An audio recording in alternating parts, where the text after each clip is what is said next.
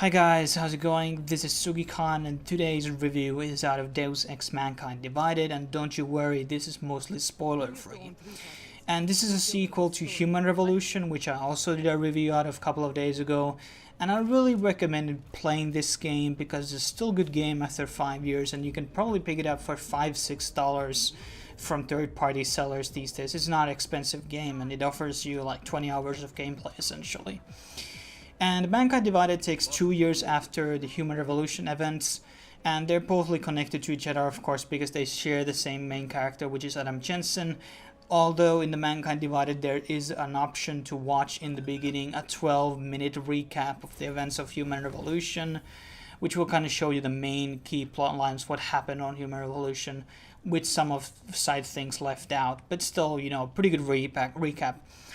And Mankind Divided works out pretty much the same as Human Revolution, but it's on new engine, better graphics, a lot more vast in terms of many different mechanics, like you can now grab on ledges, and it kind of has more like an Assassin's Creed feel to it, I guess.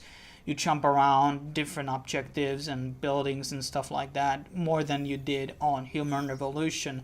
I think it's much more fluid in that type of a sense. The maps, the stages, the hubs are much bigger in this game, and the hacking systems and the cover systems and everything has been improved or expanded, so to speak. It's kind of like a 2.0 of Human Revolution. It does so many things better than Human Revolution does. And its the setting takes as in 2029 after the Ark incident that happens on Human Revolution. And you have the same enemies, Illuminati. Now Adam Jensen is pretty much helping Interpol and working with the Juggernaut Collective, which is kind of like a hacker group helping to confront the Illuminati, run by this anonymous guy known as Janus, which is reference to the Greek god of time. And the thing is, the game itself, let's talk about the plot line a bit. So there are not many spoilers, one I won't be going into, but same as in Human Revolution, the things you do, you will be making a lot of options throughout the game in the side quest and in the main quest, and these will have an impact on your ending, what kind of ending the game will have. And so it will be kind of wise to actually think through, or at least change your decisions on your second playthrough. And this is one of those games that probably going to offer you definitely a second playthrough. I've already started mine, and there's a new game plus in case you're wondering, so you're able to keep your praxis kits and pretty much your upgrades. So there has been a bit of a some people were pretty mad because the game was selling in-game currency, the credits, and praxis kits on the shop. I'm gonna say to you, if you're gonna play New Game Plus, there's no point of putting any extra money on the game. I do recommend buying the Season Pass, but the Season Pass items, however, are only limited for one-time use. However, they carry on to the New Game Plus. So remember that, okay? There's 4 different difficulties on the game. One is unlocked after you beat the game. And the game offers probably around plus 30 hours. It took me 32 hours. And this is excluding the minigame called Breach, which has 70 levels, to my understanding, in itself. So there's at least 40 hours probably of gameplay content. And pre-orders, of course, got this special mission.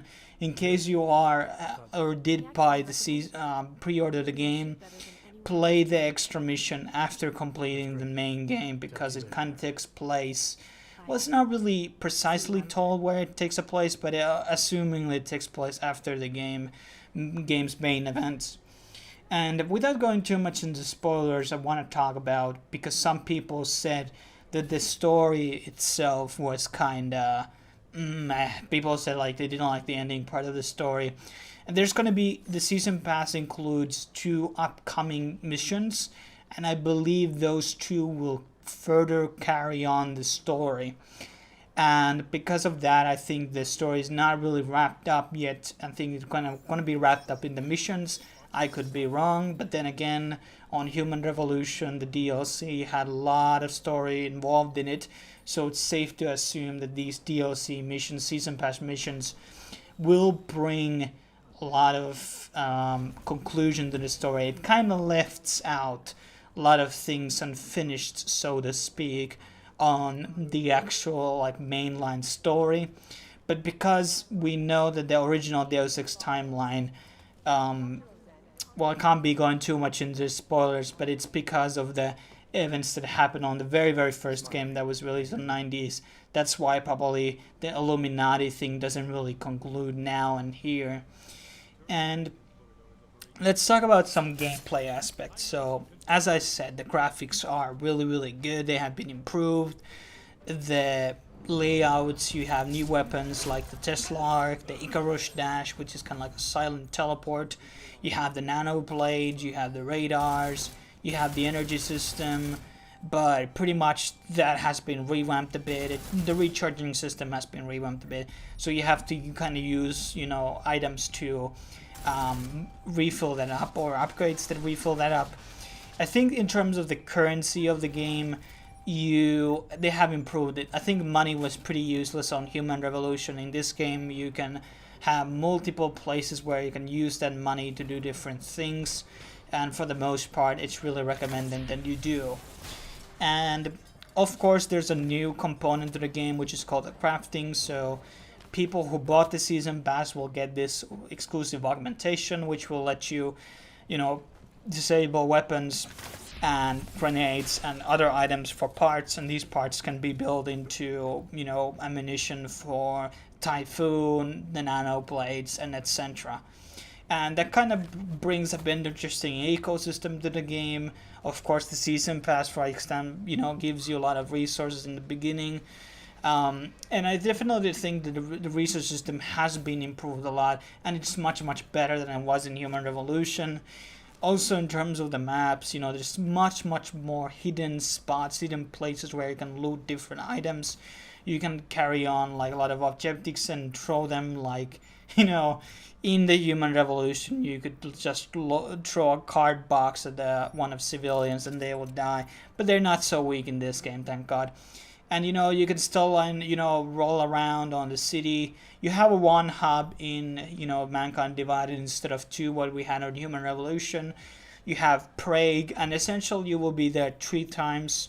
There will be the night, there will be the day, and there will be the rain. And on different times, there will be 3 different timelines there, and they will be having different side missions.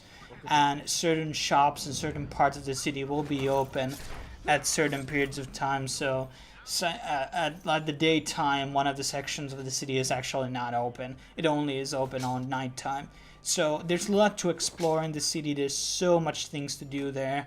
And it's really, really, I have to say also on the level designs, because you have those missions. Not everything takes a place on break. You go into, I won't be spoiling the locations, but you will be going into very exotic locations. There will be, snow, there will be sand, there will be, these corporate buildings, banks, and all that type of stuff. And all of these maps will have their different type of feel, especially the Meteor City, which I really, really liked as a design type of standpoint. There were a lot of really great level designs compared to Human Revolution and improvements there. And the Prague as a city is just very, very compelling. It's something different that we have seen. It's nice to have something else than New York, California, Tokyo, all these cities that you see in GTA, other type of like roaming games like Watch Dogs. So it's kind of nice to see like a bit different city once in a while. And overall, this is probably the game of the year. I think it has amazing music. It's the same composer, Michael McCann, doing his job there. A lot of hours to sink into the game, a lot of different options. You have a lot of side missions on the game, which have different type of results. If you kill that one guy on one type of part, he won't be able to give you a quest on the next part you come into break, and all the type of stuff. So overall, I just really love this game, and I can't wait for the season pass missions to come out. Of course, the game did kind of have a bit of cliffhangers there and there, but hopefully we will have a bit of a, filling in there from the season pass missions. Definitely worth the money because of terms of hours. It's just overall really great and offers, you know, different types of play styles. Just to quickly go on that, you can go in stealth and you can go in action, and both things are viable, and you can play the game without killing anyone, and that just is just a one style that you can do this by. And thanks for watching this video. Definitely stay tuned for more Deus Ex type of content. When the missions come, I will be doing reviews of them, and definitely probably making a few more videos. And subscribe, share, like, you know, all the usual. And I will see you guys next time. Cheers.